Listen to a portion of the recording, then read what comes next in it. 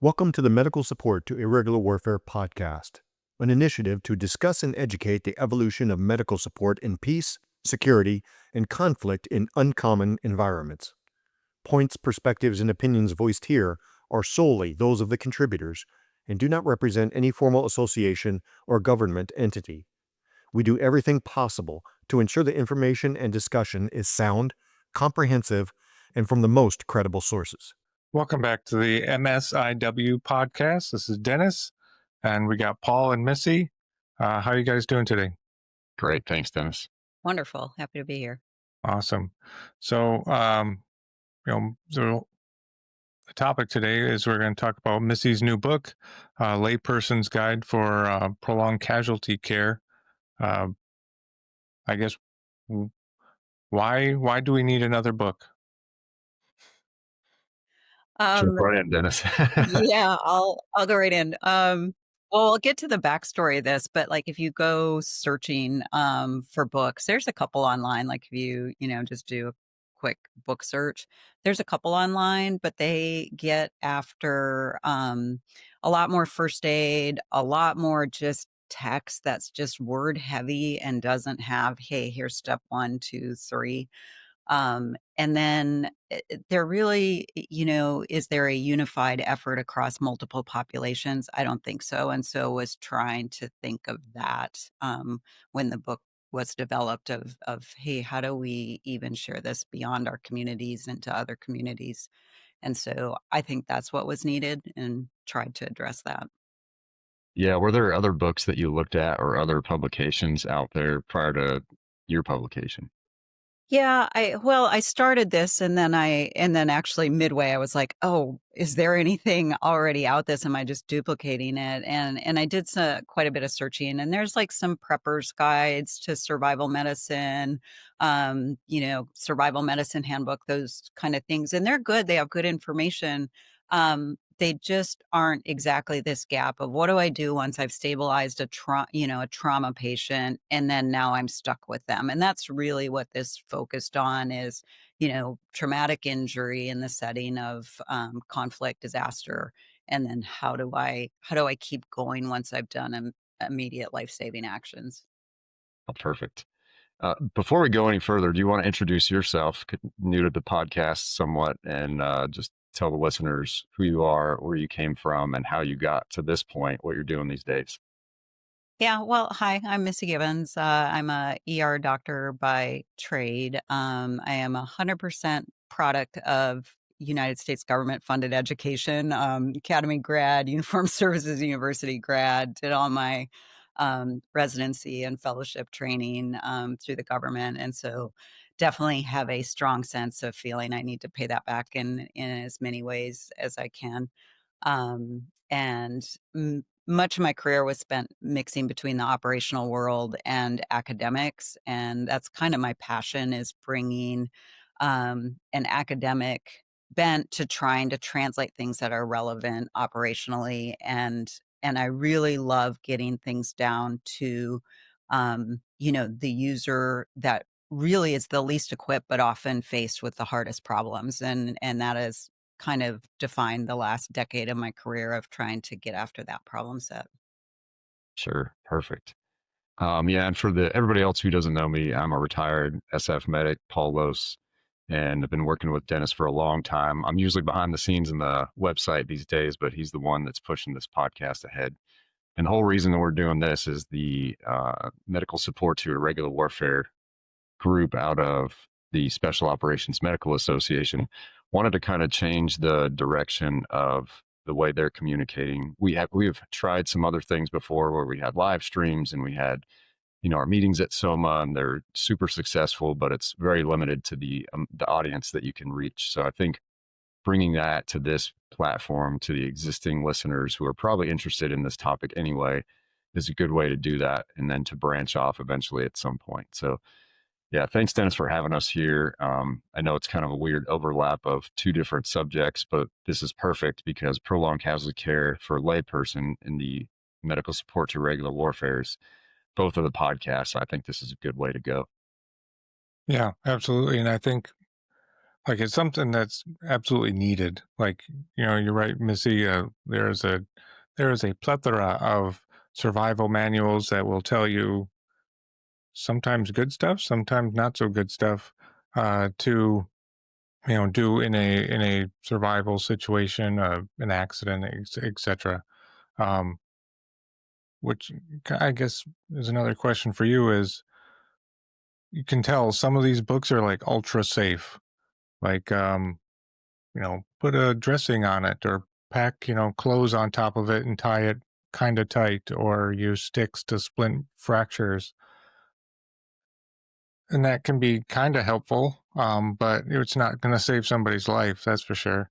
um, you know I guess why did you feel the need that, hey, we're going to go like in depth, I'm going to explain something that's actually pretty complex to somebody who has little to no medical knowledge on how to do this properly, and like how did you break it down to a base level? Yeah, well, I think we need to go back in history to where this comes from, and it's in the front of the book of, this all started with all the people that came up with PFC, and I don't want to miss anybody, so I'm not going to name people Such a long specifically. list of names. Yeah. Yeah, Yeah. yeah, but Paul, you being one of them, of like this was a problem set that people started working on, and you know it's been years, it's been a decade since that all started and refined. How do we approach this? What do we say? What is the evidence? But what's interesting when you get into lay person terms, there's actually very little evidence for a lot of the things that the layperson could do. So it's trying to find that balance between um, what we as medical professionals say is best practice based on the science, and then, okay, well, now what can I pick and pull out of that for the layperson without hurting anybody? And we kind of have the benefit of learning some things over the past decade. So I kind of picked at that. But then it really was, I have to give credit to both my editor and illustrator. Carol Stockton was the editor of this book. She literally would take everything we wrote and she'd sit in her house and go, I'm not medical. Can I do this?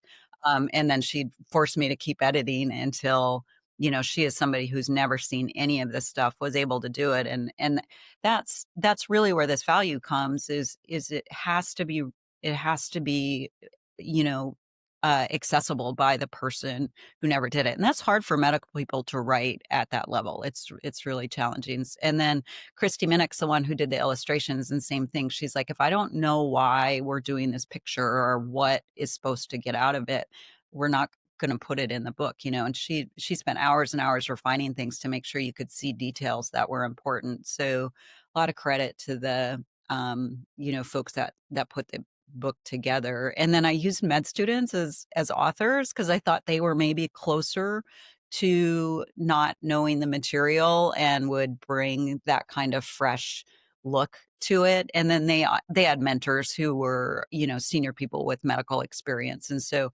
really tried to use that, chain that would exist in the reality of the situation of hey, there's people that have never seen this before, all the way up to people that have expertise in the area. Do you remember any of those things that jumped out at Carol, when she was trying some of the stuff that we had written down previously or that you thought would work, but she was like, I don't know. Absolutely. And I think, we've learned this of just simple things like putting on a tourniquet. That seems so easy and so straightforward. But we probably spent an hour on the phone talking through, hey, this word goes here, this word doesn't go there. Cause she's always asking okay, I did that. Well, now what? Now exactly what, and it just was really an interesting experience for me. We struggled a lot with medications, because when you're trying to simplify that down, and pick and choose, you can't choose them all. You have to pick a subset. How are you going to present that? And there's some risk there, right? As a medical professional, I'm telling people to take medications without the advice of a licensed provider. And so we had to work through that risk calculus of, do we want to include this? what can we include? Is it safe to include it? And wound care was the other piece of that. Of it seems intuitive, but it's not, and you have to go. When do I take the dressing off? Is if it's still bleeding or if it's just got pus in it? How does that change my calculus? And these are things that, as a medical professional, you really don't think about anymore, and you have to go back and break it down of what is going on in my mind when I make these decisions. Yeah, I hate to jump really far forward, but I know that you also have this translated into several other languages. And how does that affect the medications that were in there? Because some of them you don't find in other countries. Yeah, so we started with the English version because we needed a base, and the vision was always of at least have the language, so the language will translate. They will probably need to adapt, medications that are available. We stuck to generics, and then we talked about drug classes, so that you could pick within a drug class. But for a layperson, that would be tough. But I think that's searchable, right? If you do have, internet access, somebody could search to go, hey, is this in the same drug class? So we tried to address it that way. But here's the deal. This is like, I consider this the 1% of the beginning of this project. I think, podcasts like this are great because then it can pull in other people that bring a different perspective and go, hey, in future translations, consider this. Or when we translate for this language group or this culture group, these are the things we need to adapt because it is very US centric, based on what's FDA approved here. And that will need to be adjusted when we look at translations. The translation we did was in an effort to support a specific training that was going on. So it was kind of rushed. It's probably a 80% solution, but at least now somebody can pick it up and run with it. And that's something I want to mention. We spent a long time with our legal team to do the copyright so that the copyright says you can take this and you can reproduce it and you can adapt it, and use it for your own purposes. And you don't need permission to do that. As long as you're not charging money for it, you can take this product and make it what you need to be. Because I knew I can only get at one slice, and I wanted, the copyright to address that. Please, please, please take this product, make it better, create other versions, and being able to talk to a broader audience to offer that, I think is really important. Yeah, no, I agree. And especially when you get an 80% solution out there, there is no better way to get participation from people when they start reading something and like, oh, now I need to add this or this should be changed. And then they come at you. So that's a great idea. I like it. What were you going to say, Dennis? So I guess was the intent that is this going to be like a standalone? I wouldn't say medical education, but is this meant to be a standalone? Is this meant to be, um, you have somebody that's sick? Hey, these are kind of like when you discharge a patient from the ED. At the very bottom of all that paperwork is patient education, family education, so that they can take care of their loved one when they leave the hospital. Is this meant to be an organized version of that, or is this meant to be like a standalone? Like there is nobody else. It's you in this book. Yeah, it was originally designed as you in this book, with the vision of in the IW space of I'm in my basement and I can't leave my basement, and Hmm. I have, friends, loved ones, strangers who, have survived that initial, death threat, but have traumatic injuries, and now what do I do? And it's really written with that thought of I'm doing this inside a place that is not a medical facility that might not have medical supplies. And so we spent a good amount of time in the early chapters talking about, hey, how do you prepare your home for that? How do you prepare your, if it's maybe your workplace where you might want to prepare of like, what do I need to think about? So it's really, that's really what it was targeted for, was somebody who is cut off from the rest of the world, if to kind of use a really broad term. and to give them a, basically a friend by their side with a hand on their back to go, you can do this, and then here's where you start. Um, and but I think, the question is, hey, do we just hand out this book and we're done? No, I don't think it'll work that way. The vision I see in my head is, this book is the start of a conversation, and you can take whatever your community or your team is and take a look at the book. And if we're talking about lay people, it would be impossible to say you can do everything in this book. But what you could do is you could say, hey, your area of expertise is going to be, nutrition and hydration. And that's in, this chapter. And your area is going to be wound care. And you're going to learn what you can about wound care, which is in this chapter. And then you person are going to be the one who, like, he tries to stockpile medications, has looked at that list, kind of understands what we need, and how to keep track of that. Maybe somebody else is like the vital signs person, like you master taking vital signs. And so if I was responsible, like, I just take my friends and family, I live in a really tight knit community. I like to share with them and go, hey, what are your skills, and how can this book link to, skills of various people that I'm surrounded by, so that I'm prepared. And then, just like a good team, people will cross train and share what they know with others. And, that's kind of the vision of how this would work. So I think handing out the book's the first step, because you got to be familiar that there's even a problem and that you could even respond. But then I think it does take some, small leadership to go, well, who's on my team? Who's on my zombie apocalypse team? And what are they capable of? And can I divide this down into digestible bites, so that, we can work together? And I think when you get after, a layperson or even somebody with medical skills that hasn't touched them in a long time, I actually really think the book would be really good for those people of, like, hey, I used to know some medical stuff, but I haven't been doing it in a long time. The book would be great for that type of person. And we Yeah. actually changed the title. So the copy you had was one of the early bootleg copies. We changed it to Practical Guide to Prolonged Casualty Care, because we figured it won't always be the layperson. It might be somebody with medical skills that are just not right now current for whatever reasons. Yeah, that's what I Okay. was going to say. If you have somebody who was a CNA working in a hospital, working in a basement in a bomb shelter or something is probably a little different once they actually get their hands on not having a nurse, not having a doctor or somebody with them. So, yeah, that's a great idea. Does this book focus on trauma, or does this cover the gamut? Because non-war injuries are probably a bit more common.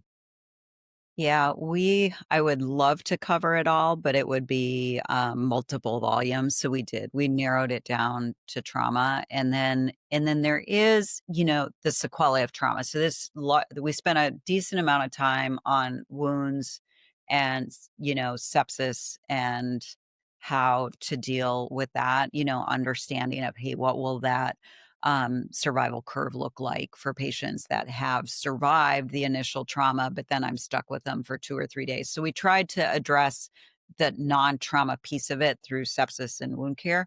But it does not get into first aid. I think we touched briefly on anaphylaxis, because you're going to give medications and we're putting people at risk. So we wanted to make sure that was included. We do include nutrition, hydration, those kind of things, but I don't get into, like infectious disease, like how do you prevent spread of, um, cholera. I don't get into things like that. Okay. But wound care, did you get into like honey dressings, maggot therapy? Like, I mean, there's a gamut of things that are out there. Dakin solution. We Um, did. So we spent time basically breaking down different kinds of dressings, and then kind of describing what they do, so that if you need to, like, improvise with, whatever material you have, you can try and do that. We did talk about using honey in wounds. We did not get into maggots because I'm like I don't know that I have maggots in my basement, so I probably not going to be able to find them. We did talk. We do have recipes for wound irrigation solutions. We have recipes for oral rehydration, salts, so that you can do these things. And this is where I think, looking at this, helping people understand of like, hey, look at this ahead of time and realize you can do this. Of like, I can keep a casualty, hydrated. I do have salt and sugar in my house. I can make Dakin solution. I have some bleach in my pantry and I, can do these things. And that is even if people don't read the details of the book, if we can use the book to help people believe they can do things and open their eyes to that, because I think we're especially in the United States, we are so medical legally constrained that it's hard to take our brain to what we can do because we're kind of always told not to do that. It's not in our lane. And so I want to use the book to start that conversation of, well, how do we practice these things? And I'll share with you guys. So I actually live on a boat and I love living on my boat because it forces me on a daily basis to think about how much water am I using. I only have 50 amps of electricity, so I have to be very conscious of what I turn on and turn off and do all those things. And I'm in the middle of a city on a boat, so it's not hard for me to get supplies and that kind of stuff. But I only have so much room, so I have to make decisions about what do I keep, what do I store. I don't have infinite space.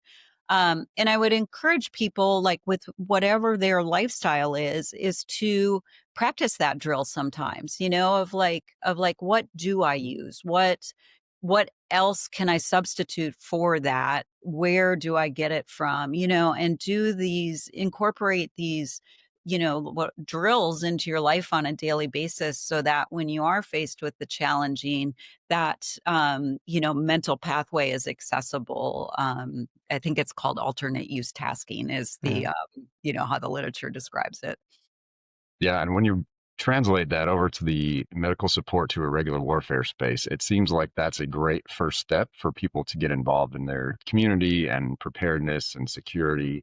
Because a lot of people, they have a feeling where maybe it's the government or the system or somebody should be taking care of me. But I think opening their eyes to what you can do for yourself and your family, your neighbors, like that opens a whole new world once you have that little nudge or that push, you feel enabled or empowered.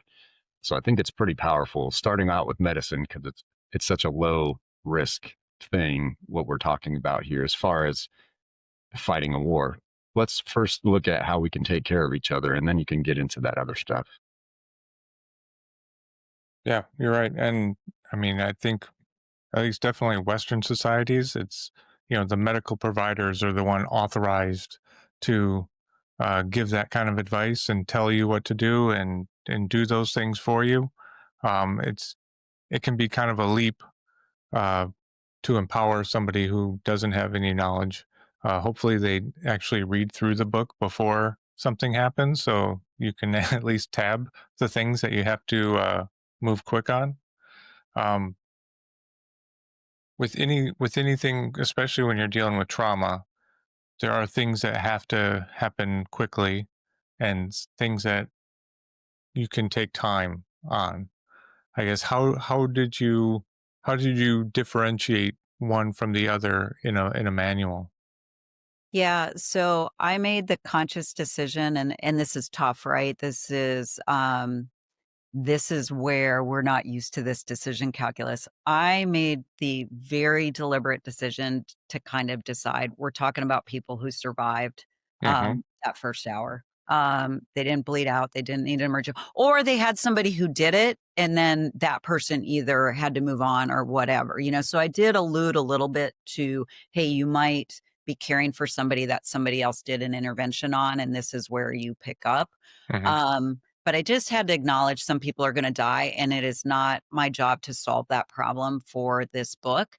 But there's then that next wave of what people suffer from after traumatic injury. And that is, comes down to, can I keep them hydrated? Can I support their nutrition status so they can heal? Can I prevent or treat infection? And that's really, what this is about is, hey, I maybe couldn't do something for that first cohort that needed a surgeon, but now we're talking about a separate group of patients that, are probably going to survive, but they need support to do so. And so it focuses on that cohort of patients. Yeah. And I think something like this kind of opens the door as far as, okay, like here's some after events, things you can do. If you're interested more, okay, there are things like Stop the Bleed program and other first aid educations out there, so that you can get more prepared, I guess, in that direction. Yeah, you kind of Absolutely. mentioned it, and I hate bringing it up because it usually brings the podcast down, so to speak, as far as the tone. But you talked about the survival and palliative care and expectant casualty care. How did you kind of address those things? Yeah, it in a 400-page book that I was trying to keep pretty small, there's a final chapter that talks about he some patients are going to die regardless of if you do everything right or wrong. Um but it, talks about keeping the patient comfortable and doing what you can, and then also making, hard decisions based on resources, right? But I think the more important piece of that is just, the conversation that occurs ahead of time. And also, opening the door to make sure that people understands, hey, caring in this environment is hard. It takes a toll on the individual. And so having some sort of plan to care for yourself as the care provider. So we did talk a lot about, hey, you need to think about what are your work cycles going to be, what are your rest cycles gonna be? If you can offload something to somebody else, consider doing that. And so, all that's early in the book to make sure people don't burn themselves out if they start at the beginning of the book and kinda get to the end. But I think that all ties into that, end of life care is, understanding I've got to take care of myself in this process, and we can fight death as much as we want, but sometimes it's inevitable. But I would have loved to spend more time on it. It just unfortunately is a very concise part of one of the chapters. Yeah, true. No, it's good to address it though, because I think a lot of people are afraid to talk about it. But Mhm. unfortunately, in these types of situations, it's prevalent. When I was at Hurricane Katrina, it was everywhere. And if you had no training or no concept of what was going on, and no doctors and no EMS coming, that could be a pretty scary situation. Yeah, and I hope by paging through the book, people will come across that. And we talk about, hey, if someone is deceased, what do I do with that body, and how do I deal with it respectfully? And we don't have all the details, but we open the door to the conversation of, think about that, and maybe identify what your local resources are, or what would I do if I don't have any resources to deal with this? And I think, that's a starting point at least to have the conversation. Yeah, I think what we've seen too, and what just happened here in Western North Carolina less than a year ago, and they're still struggling out there. People were actually cut off for not just hours but days, and so there were different networks set up. You had people putting up their Starlink, but they're still cut off. They have what they had in their house. How do you think telemedicine uh, enables this concept that we're talking about? Well, I think, let me put myself on the side of I'm the telemedicine provider. Somebody's calling me from rural North Carolina, completely cut off. If I know they have this book on their bookshelf, I can be like, okay, tell me, what are you dealing with? Let's just first start with that. And then, I could get them to the, to the book and say, hey, we're going to talk to you through some things, but you're only going to remember a small portion of what I tell you. So, go back to this reference and that'll help you as well. We're used to telemedicine where we're talking to somebody with medical training and we just need to give them, the trigger to go, oh, yeah, I remember that. It's buried in my head somewhere. I'll go do that. I know how to execute that. But telemedicine for a layperson you have to break that down into, here are the two things I want you to do next. And here's, and then you have to talk about how do you do that and help them, decision make it. But then there's going to be the what next. And it's like, hey, this is where you're at in the book. Here's what you can go back to. Remember, you have this resource. So they have a security blanket after you do the telemedicine. And I think there's, again, back to, there's a lot of products I would love to spin off of this. I would love to, so I have some folks that are looking at maybe making some video accompanying material so we can, show them in video, here's how you do this. So I think telemedicine can then help with that, of like, hey, here's some links to some useful things that are already curated specifically for this problem set. Yeah, perfect. You think you'll be using some medical students for that as well? They are enthusiastic participants, and I think they should be tapped into at every opportunity. Yeah. I mean, is there a telecommunications section in that book? So we have a communications chapter, and it Okay. actually does have, hey, here, when you call, these are things that you can have ready, so that the conversation will go well. So we do try and equip them to, get on the phone and have a meaningful dialogue. Okay. Does it say like who to call? I mean, other than the hospital?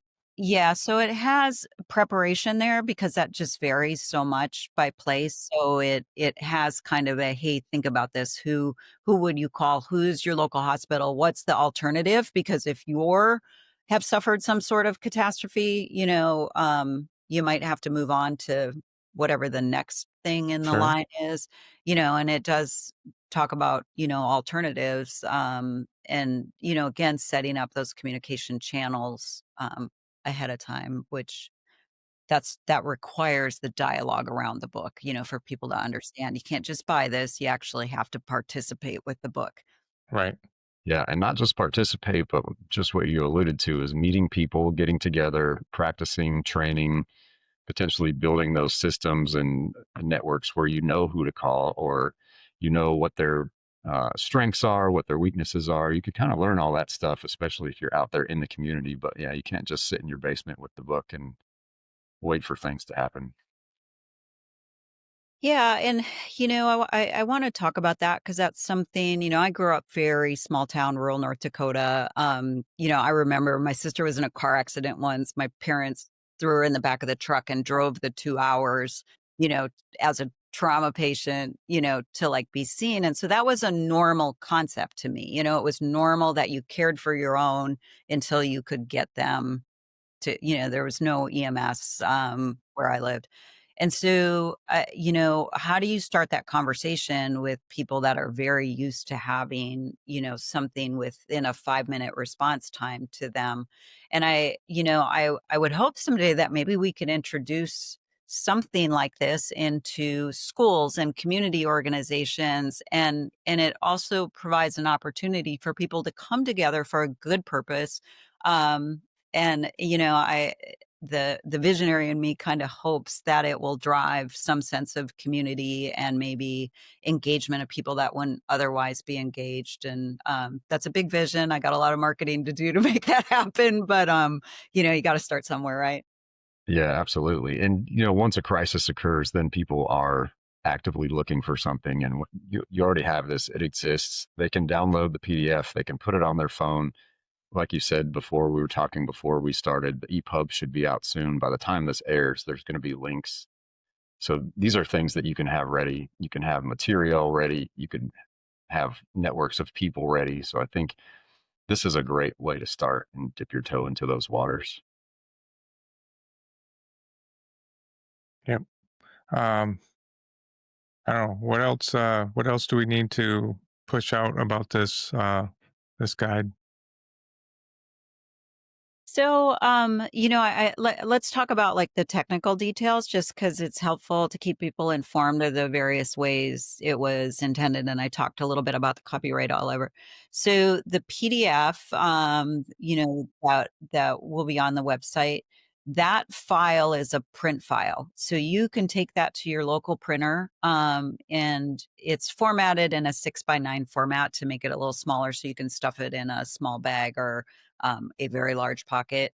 And it's colored so that it's easy to find the chapters. All the chapters are different colors. So if you know, hey, I was in the blue chapter, I can quickly get back to the blue chapter. So printing this out and spiral binding it, yeah, and so thank you for holding it up. Yeah. That's how it's intended to be used. It should lay flat so you can look at directions while you're doing things. That was really the original vision for it. Um, in the EPUB, we can't maintain the same formatting, so it's a much, because you know how EPUBs modify to like a phone or an iPad or a computer, whatever size you're looking on.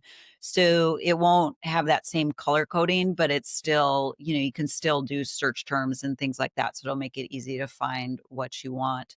Um, the print version, we will eventually have that available so you can buy the actually bound version yourself so you don't have to print it yourself. That will be at cost, but the EPUB and the PDF are free. And like I said, share, give this to everybody. If you love somebody, give them this book, like give it to people for Christmas and give it for birthdays and, 4th of July, please, like, go through your email distro list and give it to anybody you love and go, I just want to share this because it might make a difference someday. Yeah, absolutely. Um, I don't know if I have a bunch of other questions. I think you answered most of my questions. Did you have anything else, Dennis? No, I guess I didn't. I think the most fundamentally important parts, like one, it exists. I guess where do we know where it's going to hang even before we have the link for it? Yeah, so we are self-publishing through a publishing company called Lulu, and I'll provide links for that when we get it out. It So we are hanging the PDF on some of the USIS websites, and so I can provide the links where we're trying to hang it in multiple places and redirect people back. So I can provide those links as well. Um, Anybody that has a platform that wants to hang it and link it, the copyright is such that you can do that. And so you can either provide a link to our link or, take the PDF and upload it yourself and share it. That is perfectly allowable under the copyright. So lots of different ways to get to it. Yeah, I've seen you putting it out everywhere that you possibly can already. So we'll be sure to put it on prolongedfieldcare.org as well. Yeah, yeah, um, yeah. I mean, personally, I'm good. Perfect. Yeah, that was a great interview. We really appreciate it, Missy. Thanks for all your support, not just in this book, I mean, but for the past 10 years. I know I was one of those E6s in Africa trying to figure out prolonged care while you were up there at South Africa, I believe, at the same time. So, yeah, it's just weird how all these things come together and we keep on pushing, and people like you keep on pushing these things that are so valuable, not just in the military, but now worldwide. And we really do appreciate all your work on this. I know working on even just CPGs and chapters, like writing a book, is a huge undertaking. If anybody's never done it, just give a huge thanks to Missy Gibbons. Yeah, absolutely. Well, can I have to, like, add this in at the end, because it's really important to me, like, my work has always been, how do I leave the world a better place for my kids? And that's, in the forward of the book. And, I just encourage anybody who's listening, and if you're listening, you're probably already one of these people, right? Of like, and you can't do that alone. I'm so grateful for a lot of these connections that grew actually out of, the hard problems I had when I was a SOCAF surgeon of I needed this network to be able to solve those problems. And it's paid dividends, a billion times over. I mean, the work I've done is so insignificant compared to the solutions that the collective has done. And so, make friends, build networks, be a part of your community, and, leave the world a better place. That's just how I would close this out. Yeah, Yeah, that's a perfect closing. Thanks that's so much. awesome. Thank you. Thank you for listening to this MSIW program. and we hope that you will both participate and contribute to the notes or offer thoughts, requests, and suggestions via our email link. The best to you, your work, and the relationships and security this effort strives to impact.